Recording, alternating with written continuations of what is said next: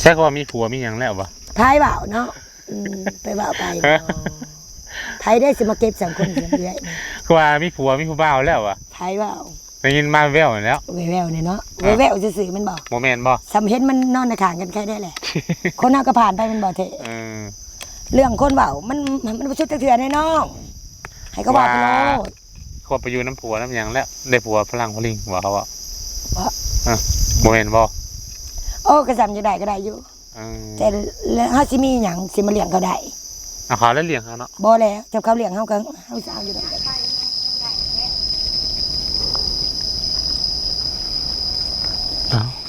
สบายดีพ่อแม่พี่น้องเบิดสุขุสู่คนเด้อพี่น้อยเนาะเปิดคลิปขึ้นมาเมื่อนี้กับเพลย์นักทำผู้ชมหลายคนก็คือสิยังจำได้อยู่เนาะก็คือเขามาหาทางเลยเพิ่นพี่น้อยพอดีบ่เทได้ยินเพิ่นสั่งครัวมานำสามบุกจันว่าให้บ่เทเขามาหาพี่น้อยเนาะแต่บ่ฮู้ว่าเรามีเวียกอย่างมาทำผู้ชมเนาะมื้อนี้บ่เทก็เลยสิเขามาเยี่ยมยามทำข้าวเพื่อพี่น้อยนะโอ้ต้นไม้เขียวขักรีบัดนี่เนาะ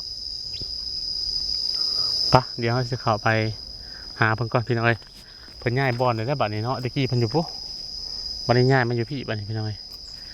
เป็นยังไงเด้บัดนี้เนาะคือย้ายมาพี่แล้วบัดนี้ขึ้นมาอยู่หัวโพนบ่โอ้ประมาณจะโดนพี่น้อยจนลืมข้าวเนาะปลา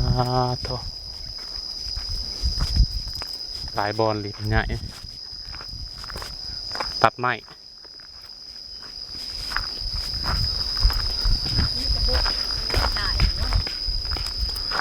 ปลาโถเหียงได้เนาะบ่งลายได้เท่บ่งบอลเป็นตะย่านแท้บ่งไงบอลบ่งน้อยรอวะสบายดีเลยคือเว้นได้จะโดนแล้วว่าบ่ได้มาแล้วเปล่าเงินไงแท้บ่มีเงินได้ล่ะเหมือนเงินล้านติดมือบ่หานางบ่ดีๆด้วยเนาะใช้บ่งอ่ะบ่ยานมันหมดเท่านั้นแล้วได้บ่งเขียวนี่นะบ่ครบบ่ยานครับประตัดพื้นอยู่สวนตุนานพูนเจ้านะแล้วก็สิไปเผาอยู่พูนก็สิไปนอนอยู่ป่าพูนสิไปนอนแน่นอนเจ้าเอ้ยสิว่ากันเนาะมีคนหนึ่งมาหาเอื้อยแหละพายายนางมาเพราะว่าบ่ได้เห็นเอื้อยอยู่นี่เนาะนางแทนป้าพื้นแกยายนางด่าคนนั่นแหละนางด่าคนถ้าเท่าอันนี้ล่ะนี่จะสร้างมันบ่โดยและมีผู้ชายมามีรถตู้หน้าน้องรถตู้คันสีมุยเนาะแล้วมาถามหาเอื้อยน่ะเพิ่นว่าคอยบ่อยู่นี่ว่าก็เลยเพิ่นก็บ่ได้เข้ามาเพิ่นยังมาซอยเรือนี่บ่โดยแบบเห็นเอื้อยแบบนี้เด้อย่างส่วนสิมายังว่าเพิ่นสิเมื่อทางไทยก่อนน่ะเด้คนไทยบ่อ้ายนั่นเราสิเคยเอาเงินแบบนั้นนะเนาะให้เพิ่นฮู้กันกับเอื้อยเด้ที่ว่าบุญบรรทัดน่ะเด้เท่โดยแล้วเพิ่นเอาเงินให้เอื้อยเพิ่นละบ่เห็นเอื้อยเนาะในบ่งข้างหลังจัง 3,000 บาทนะบ่แล้วเพิ่นยังเหลือให้คนอื่นแล้วยังมาให้เอื้อยทอง500 บาทแล้วเราขี่รถตู้มานั่นแล้วแหละประจังยายนางนั่นและ500 บาทแล้วยายนางบ่พาเข้ามาแล้วก็เลยสิบ่ครบเอื้อยนั่นล่ะเพราะว่าเป็นหยังเจ้าเขาจ้างเงินเจ้าปานนั้นเลยเจ้าบ่พาเข้ามาเขาอยู่หันก่อนนี่น้องให้เพิ่นฮู้ได้เด้อในคลิปนั้นเขาบ่ได้หนีไปไสดอกอยู่นี่นะน้องแล้วเพิ่นคิดดูเอื้อยแบบว่ามีก็คือสิบ่มีนะแบบส่วนของลูกอันนี้ก็บ่ได้ว่าหยังหลายเนาะเพิ่นคิดดูเอื้อยก็สาธุเนาะว่าบ่แท้ก็บ่ได้ว่าหยังภายมันเนาะว่าบ่อีหยังอันผู้นั้นน่ะจ้างอันยายนาง500 บาท500 บาทเลยมาทำในห้านเขากินในสายทางว่าเอื้อยสิบ่อยู่เอื้อยสิไปไสเอื้อยอยู่นี่เนาะว่านั่นแหละจ้างผู้นั้นน่ะให้อันพามาหาเจ้าใช่มั้ยโดยมือพ้นตกลิ้นน่ะนะเท่คอยสิไปใส่กูอยู่นี่เถื่อก็กระบะเอาพื้นล้วนเนาะว่านั่นแหละเจ้าเพิ่นจักซอยหันซอยนี่จังเนาะซอยหันซอยนี่แหละเห็นยายนางคุยให้เอื้อยพังแหละแม่นครบจริงบ่แม่นอยู่แต่เขายังโดยแล้วมาเห็นซะปูป้าแหละเขาสิบอกให้ยังปูป้ามันมีเสมอเด้แต่เขาสิคิดดูตัวน้อยนี่นะกับเอื้อยนี่ เขาให้กินข้าวคำเดียวเอ้ยก็พอใจนะคนนะ โดย แม่นบ่แท้ แล้วบัดนี้บ่ได้มาใช่บัดนี้ติ และเพิ่นให้ถ่ายอยู่นี่ ถ่ายอยู่นี่ และคนอย่านางว่าซ้ำสิแม่นความลาวกับสิแม่นความอยู่แล้วเราเห็นข่อยได้ท่านแล้วเราควักข่อยไป โอ้ ว่าในนี้ว่าเพชรแม่นออกมานี่ว่ามีคนจากซอยเรือมึงหันว่า3 คนเลย3 คนเลยเนาะเอ้ยที่ว่าอ้ายเอาเงินใบ500 บาทให้เอ้ยมันนั่นแหละคนได้ชื่อเล่าบาทนี่เขามาแต่สลัดเด้เนาะถ้าเพิ่นคิดอีดูก็ให้เพิ่นมาหาเอ้ยเด้อเนาะ ครูอันสุดก่อนนี่ว่าคิวจักไปแจกแต่เฮือนแต่ละหลังๆ โดยแต่เพิ่นสิเอาให้เอ้ยแห้งกว่าเลย มีคนมันอีกซาแล้วเพิ่นไปรับเอาซาของเพิ่นถึงเงินเอื้อยเพิ่นจ่ายคอยนะ 3,000 น่ะแล้วเฮือนหลังนั้นเลยไปรับเอาซาแล้วเรือเลย5บาทให้เอื้อยมันนั่นเอื้อยฮู้มาภายในเด้แต่เอื้อยบ่ว่าหยังแบบเฮาสิบ่เคยอีกซาไปเหยียดภายในน้องแบบเขาให้กินแต่เฮาก็กินไปเนาะว่าบ่เคแม่นบ่ว่าหยังเฮาอยู่ไปสิเฮาก็อยู่ไปบ่มีหยังกินก็อดข้าวหน้าบ่มีก็อดนี่โดยข่อยอยู่บ่ได้บ่แม่นว่าสร้างลูกดอกข่อยก็ยามันเสมอแบบเขาก็เป็นลูกมาส่วนเฮาอยู่แล้วโดยเฮาสิว่าไม่หยังมีวันน้ำยาหยังเฮาก็หากินไปจนสามตายเด้น้องแกเอ้ยโดยเขาบ่ว่าลูกอีกมันจะเป็นในกระสางมันใหญ่แล้วข่อยก็แพงคือกันแต่ข่อยเอาบ่ได้เขาก็ปล่อยก่อนเนาะโดยสำเฮาขาเขาก็เข้าคุกคือเก่าเนาะลูกเขาอยู่แต่เฮาขาเขาเข้าคุกบ่ว่าสิขานะสำเฮาเว้าลายก็มีแต่เขาเว้าสิไปผูกคอตายเด้ให้คักแล้วเจ้าให้เจ้าบ่เว้าเสมอดีกว่าน้องเฮาหากินนี่มือเฮามีนี่แม่ปั้นนี่1 2 3 4นี่10นี่10นิ้วดิจบเนาะผู้ใดคิดจะสร้างก็ให้กินกับสาธุนะน้องเทเลยบ่ได้ว่าหยังบ่ได้ว่าอีนั่นอย่าลืนหมู่นั่นบ่เอื้อยนั่นน้องเอื้อยบ่เคยว่าไผลืนแต่คนมันอีกสาเฮาว่าเฮาบ่ดีแบบนั้นบ่นี้ก็สร้างมันบ่ได้ว่าหยังโดยนะน้องเอ้ยบัดนี้อันยายนางละมามื้อใดนะแล้วเห็นเอื้อยเพิ่นน้ามาอยู่นี่5 เดือนเอื้อยนั่นบ่เคยไปตลาดแต่เถื่อบ่มีเงินได้น้องเทมีแต่ภาคซื้อข้าวเทื่อละโล2 โลกินได้น้องแบบว่าคนหูกันผ่านมาได้น้องโดยนะเตเอ้ยแล้วเป็นยังไงเพิ่นมาพี่มันนี่ตินะเพิ่นเลยเห็นข่อยอยู่ในทางได้น้องมันน่ะไข่เด้เป็นไข่แห้งบางนึงก็เป็นไข่คนก็เป็นไข่แล้วไปซื้อยากินนี่ย่างเซ่สัตว์โอ้ยก็จะครบเทเด้ว่ะข่อย5 กะลูกวานนี้ข่อยไข่แห้งได้น้องถ้าก็ได้ยินนั่นนอนนี่เรืออยู่แถวนี้นี่เพื่อนเจ้าได้บอกเฮาว่าอย่าเพิ่นบอกให้ไปหาว่ะเป็นบ่จะฝากความนำสามมุกจันทร์บ่ไผนะสามมุกจันทร์นะโอ้เห็นอยู่มอนกาเพิ่นก็โซ่เนาะเพิ่นก็แม่นว่ามันดอกเนาะว่าเป็นหยังเฮ้ยบ่าวเท่เนาะคือบ่มาเฮาน้อยเฮ้ยเสี่ยวมาอยู่ได้ว่าเพิ่นว่าในนี้เสี่ยวเอ้ยเองก็มันหยังเป็นหยังเราเป็นหยังหั่นเท่เป็นก้อนเบ้ามดลูกบ่ค่อยว่ามึงคือบ่ต้มเปลือกแดงกินแบบคนบ้านนอกกันได้เท่คือมึงบ่ต้มกินให้มันดีกว่านะก็เห็นเพิ่นก็คิดดูกันเนาะคนถูกเนาะก็บ่ได้ว่าหยังเพิ่นเห็นเพิ่นก็ควักมามึงไม่มีเสียวว่าคือว่าเพิ่นคือบ่ไปจอบเองโดนแล้วว่าจำเห็นเพิ่นให้เพิ่นไปหาแด้วันนี้นะน้องเก๋ว่าสิแลได้ยินเพิ่นเช็ดมาว่าซาเว่นบอกให้ไปหาว่ะเพิ่นว่าคือบินบ่ที่เขาเอาถ้ามีแนวอยากเว้าหยังบ่ว่าว่าคือว่าสิมาเนาะโดนแล้วว่าคนฮู้กันเนาะบ่ว่าหยังล่ะเอ้ยก็บ่ได้หยังดอกนี่มีหยังดอกว่าคือว่าบ่มาเยี่ยมเทิงได้เนาะว่าคือพวกช่วยเหลือมาก็บ่ได้ฮอดเอื้อย3 คนมาพูดน่ะเฮาก็ไปเวียกไปงานทางอื่นในรถบ่ได้เข้ามาว่าสิเข้ามาบ่ได้ก็บ่ได้เข้าเห็นน่ะบ่เพิ่นอยู่ในเรือนสาวปูปลาเห็นบ่ล่ะอันปูปลานะบ่ค่อยเห็นเลยคือน้ำจมนี่เนาะจะเราเป็นหยังถ้าเห็นแต่เราไต่ไพ่ไว้เนี่ยแต่วินเรากับบริปิดให้แกรับไปใช้บ่เห็นและทางเฮือนนี่บัดนี้นะสับเล่เทนางลายเขากับสิคอหีดได้ทางเฮือนผู้บ่เบลล่านี่บลาน้องสักดึกนะเอามันลาวถึงเด้น้องผู้ชายไปเหยียบบ่นอนบ่ได้ได้บ่แบบว่าขอโทษนำบ่ว่าลูกเฮ็ดดอกซ้ำลูกบ่เป็นจังนั้นได้ทางที่มันอยู่บ่อยู่กะนี่เท่ดิดว่าอันนั้นเป็นสิแล้วนะอันปูปลานะวาสนานี่เด้โอ้ยเจ้าจันเลยสิบ่เห็นน้องได้สักบึกแล้วค่อยครอบทางเฮือนเด้บ่แล้วก็มีดได้น้องเอ้ยคนเฮาขอโทษเนาะแต่เอ้ยก็เป็นแม่ก็อยู่แต่เอ้ยครอบได้เนาะเขาอยากกินเดียวนี่หั่นนะ หมูตัวหนึ่งบ่ได้หีดก่อยแล้วถึงหา เดี๋ยวนี้นะ แล้วมันมีพิษทางเฮือนและจักหยังจักยาบ่ฮู้ว่าแม่นหยัง เป็นเรื่องแล้วบ่เป็นนะ เป็นโอ้ยฮะก็ดีนี่ลูกน้องฮะกับลูกนี้หีดคอยมันนักแน่นะ แล้ววันนี้จะว่าอะไรจะว่าคนขับไปเหยียบบนนอนบ่ คอยแบบมีพัวพันแล้วเนาะมันบนทั้งหัวทั้งหางเอื่อยเด้แบบส้มเอื่อยมันสิหีดแล้วเทิงเด้ห้อยติ๊บเข่าทั้งหัวแม่อยู่เนี่ยก็ไม่ได้ยื่นผ่านนะ บ่ได้บ่ หีดจุ่มเจ้าคนลาวเด้โอ้ยเป็นไผ่เขานี่ผ่านเขาบ่ได้ผ่านลูกเปิ้งอะเด้ เอามาทองเจ้าบ่ได้หลอกไว้บ่ เอาลอกเข้าก็ใครเขาแล้วผู้มันสบหลาบเนาะ กระเจดิสิบ่ได้ บ่ญาติว่าผู้ป้าเอาผู้ใส่ผู้ชายเขาไปบ่ได้แม่นว่าใส่เล่าดอกญาติว่ามันผิดไปแบบนั้นนะขอโทษห้องคนนึงเขาไม่ให้เข้าอยู่แล้วเนาะแล้วบ่าวน้อยนี่สักบุบุบุญจะบ่ตายนะ ก็เป็นนี่ติ แล้วคนละบะเนาะมันค่อยทาได้บ่แล้วค่อยบ้าอันนี้เนาะแบบว่าฉันกินหมูเด้ตู้นึงค่อยกระจำแล้วก็แล้วดอกโดยบ่ได้พวกนี่แม่นขึ้นเฮือนปรับมันหักคอปรับเลยได้ต้องกินหีก่อนนี่ล่ะ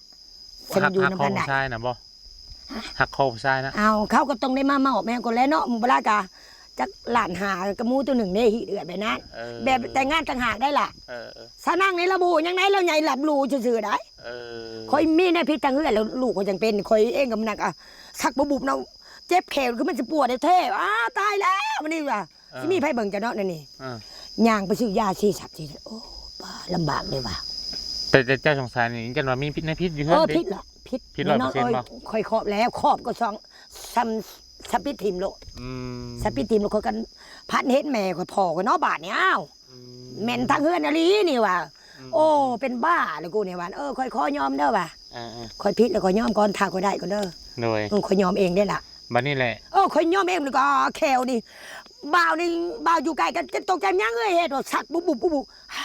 มันยังเหือแตกก็ได้เนาะผีเนาะคงมันเก่าเนาะเอามันเป็นยังอันนี้จะเก่าค่อยบ่เคยเป็นมาจีว่ะจะบ่อ้ำค่อยก็ได้ว่าค่อยนี่บ่มีผู้บ่าวนี่บ่อ้ำก็ได้เดี๋ยวเมื่อจะหน่อยนี่เจ้าก็เสียได้เบิดแล้วจะบ่ได้เมื่อแล้วบ่ตะกี้พุ่นน่ะค่อยบ่ได้เมื่อแต่เจ้าเห็นเขาพูนเจ้าคือบ่เมื่อเยี่ยมมายามมื้อนี้ค่อยบ่มีเงินเด้เนาะเมื่อเพิ่นสิกินหยังน้องเท่30,000ดำนากูก็ดำเลยน้องถ้าเมื่อดำนาก่อนมือบ่ดำนาลูกสิหากินได้น้องลูกก็เด้ค่อยเด้กินหยังน้องลูกได้เงินเราก็เลิกบ่ให้ค่อยเด้เย็นว่าอันเมื่อเยี่ยมเมื่อยามแล้วก็มาบ่เขาบ่มือเมื่ออยู่ถ้าคนใดฮีดก่อนค่อยมีเงินสิซื้อหมูก่อนเจ้าว่าหมูนี่ต้นนึงเท่าไหร่5-6 เซนหมดแล้วอ้าวคงค่อยอยากเฮ็ดฮีดก็เด้ค่อยครอบแล้วดอกจะบ้าอะไรติผู้ใดเฮ็ดกับมันเฮ็ดผู้นั้นบัดนี้นะกูสิบัดนี้เฮ็ดได้บัดเนี่ยก็พัดเฮ็ดหน้าพ่อนะแม่ก็แม่กูยังบ่ตายพ่อก็ตายไปแล้วเอ้าคือเห็นเท่าในย่างมาว่ะฮะแล้วลูกคนแม่แบบตื่นกับบ้านตอนบ่ายแล้วก็สักบุบเอื่อยหนึ่งปิ่นก็เจเวียนเนี่ยอ้าวนั่นยังเป็นยังนี่ฮะเป็นบ้าหมูเนี่ยบ่หวานที่เป็นบ้าหมูคนบ่เคยเป็นแน่นอน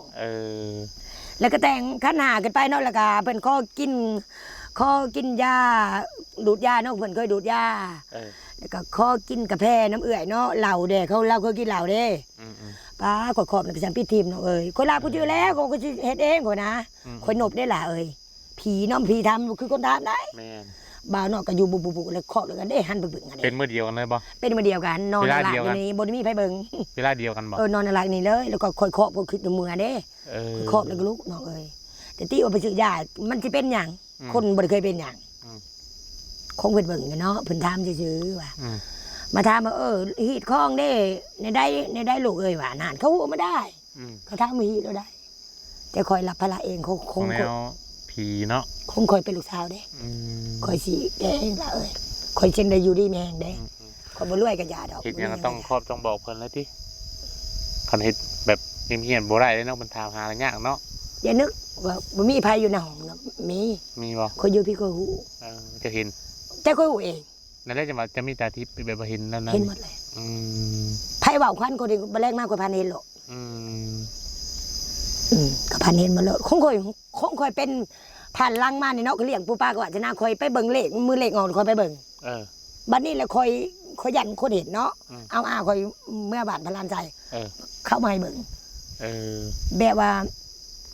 เจ้าย่างก็ฮู้เนาะจะไปก็ฮู้จะมาก็ฮู้ได้ก็กระพันเห็นเจ้าคืนนี่เหมาะกระพันเห็นแล้วเจ้า คงเคยพันแบบนี้จำเจ้าจังมาหาเอื้อยเด้ อันนกน้อยมันคือคันคือคนเนี่ยแต่สาวอ้าวบางหามบ่แม่คือนกนี่คือคนบ่แม่เพนมีแล้วคนเมาแม่นาลีแม่นี่เนาะแน่นอนเนาะเอ้ยตัวคนดอกคือฮู้โลเลยพักกันกินข้าวแล้วบ่เนี่ยกินหมี่แล้วว่าน้องกินหมี่นะต้มยังหมอกต้มน้ำไหม้แหละน้ำไหม้แกงน้ำไหม้บ่แกงต้มอยู่กับแก้วนี่ยังบ่จืดจะนอนใช่กลางคืนนะนอนตู้แต่เผาถ่านนี่ตัวก็จำพวกนี้ก็นอนเที่ยงนั่นมานี่เนี่ยง่ายมาพี่แล้วบัดนี้สิเผามองได้บัดนี้กลางเว้นอยู่นี่ก็คือแล้วเผาถ่านเลยอยู่พูนกลางเว้นนั่นมันห่อได้หนองหันเด้ล่ะนี่ก็คักอยู่ได้นี่กันเนาะเย็นอยู่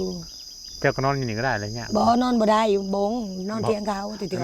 ผมมีตัวใหญ่ดิบ่ได้นอนบ่ได้ใส่มันลงไม้ใส่บงกกตัวได้นี่ตัวนี้บ่เทิงนั่นแหละมันมีอย่างล่ะนั่นแหละเพิ่นก็โซมแห้งเนาะเสียวเนาะเสียมุกอากาแม่นโซมแห้งเนาะป่วยบ่สบายวะเราก็เกือบเอาชีวิตบ่รอดแล้วกันเลยจะได้เสียไปหาเงินป้าอะไรหูอยู่บ่ได้ไหนได้ด้านฮะมื้อฮู้แล้วเขาบอกอยู่คงมีคนแถวละเก่าอยู่แถวเด้ว่าเสียอุว่าละวันได้แท้อะไรเพิ่นจ้ะนะ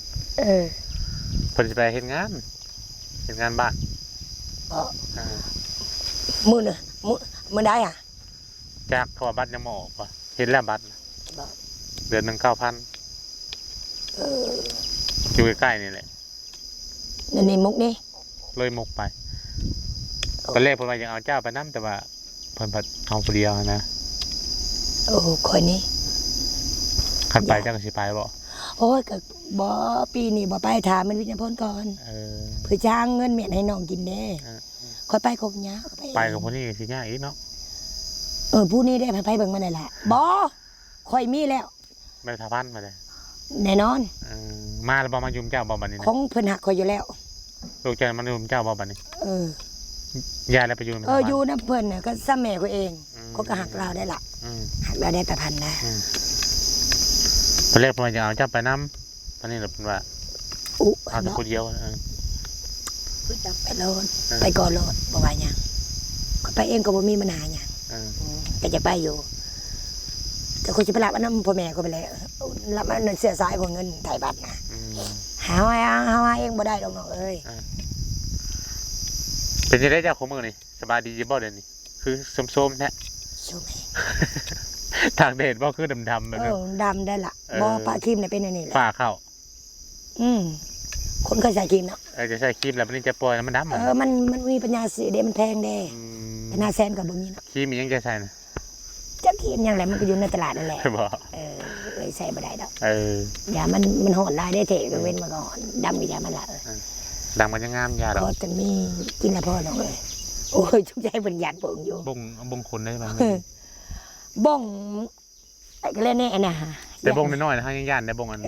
คนหนึ่งนะแบบว่ายุ่ยๆอ่ะนอนอยู่เตียงหลังนี่ที่ขาวนั่นบ่เตียงหลังนี้เตียงหลังนี่ก็เสือทรายกันอยู่ดอกมีคนนอนบ่ได้ฮะบ่สัมสินอนจะส่งหลังเนาะบ่นอนหลังนี้หลังนี้ดีอยู่บ่หลังเขาก็ออกมาเขาก็เอาถ่านเอายังให้เขาแหละพอได้ใส่แหละอยู่เตียงเขาเนาะห้องก็ต้องให้เขาอย่างกันเวลาฝนตกก็นอนตู้ไปแหละอาศัยเขาไปเนาะอยู่ไปเลยเนาะคนบ้านเมืองก็สแมวเองแหละมันบ่เคยไปสายคนบ่มักว่าจะบ่นักแน่นนะเท่สบ่นักแน่ๆนะลิมันจังใส่กันคนนั้นถ้าสิไปกัดผู้นั้นละกัดผู้นี้เลยสิอยู่ทางใดบ้านนี้บ่เคยเลวไปเขาจักหมดแถวเนี่ยใช่ว่ามีผัวมีหยังแล้วบ่ทายเว้าเนาะไปเว้าไปไทยได้สิมาเก็บสังคมเรื่อยๆว่ามีผัวมีผู้บ่าวแล้วอ่ะไทยว่าได้ยินมาแววแล้วแววเนี่ยเนาะแววซื่อๆมันบอกโมเมนต์บ่สำเห็นมันนอนในข้างกันแค่ได้แหละคนน่าก็ผ่านไปมันบ่เทเรื่องคนเบามันชุดเถื่อนให้น้องให้เขาบอกไปโลดเขาไปอยู่น้ำผัวน้ำยังแล้วได้ผัวฝรั่งฝรั่งบอกเขาว่าโมเมนต์บ่โอ้กระซำจะได้ก็ได้อยู่แต่แล้วเขาสิมีอย่างสิมาเลี้ยงเขาได้เขาแล้วเลี้ยงเขาเนาะบ่แล้วจับเขาเลี้ยงเขากันเขาสิเอาอยู่ดอกเด็กอ่ะอันนี้เลี้ยงเขาเอาไว้ดิบ่ได้แล้ว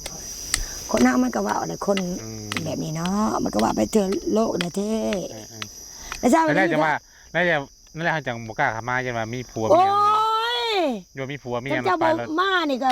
เอื้อยเด้สิขอไปกินเนาะเงินน่ะเนาะจะอย่าไปคิดในนั้นว่าเป็นยังน้องอยู่หลายเดือนคือน้องบ่ก จังว่า ล้า จังว่าอันจะมีผัวมีหยังหลดมาหลด ก็มี ผัว อ เจ้า ยู่ว่าพวกพลังว่าเสี่ยวสิติต่อให้บ่โอ๊ยกูบ่มักพลังว่ะ บ่ มีอยู่ เป็นยังจะหมอพลัง บ่เอาน้องเอ้ยกูบ่มัก พลังแบบคนมันรวย รวยกับยากูบ่มักแน่น้อง ไปอยู่ประเทศฝรั่งพอแล้ว ชับซีเฮาบ่ได้ชมเขาเฮาก็บ่มั อ้าก วฝรั่งเขามักเลยนี่นะ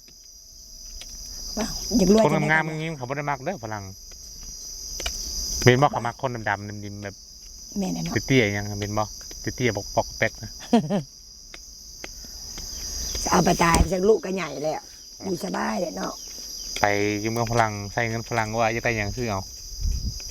ถักเงินมาให้ลูกแล้วพาไปบ้าน วัฒนาใหญ่อะมันก็หาแบกเครื่องแบกหยังก็พอได้กินแหละเนาะคือสงสารน้องใหญ่ได้เนาะ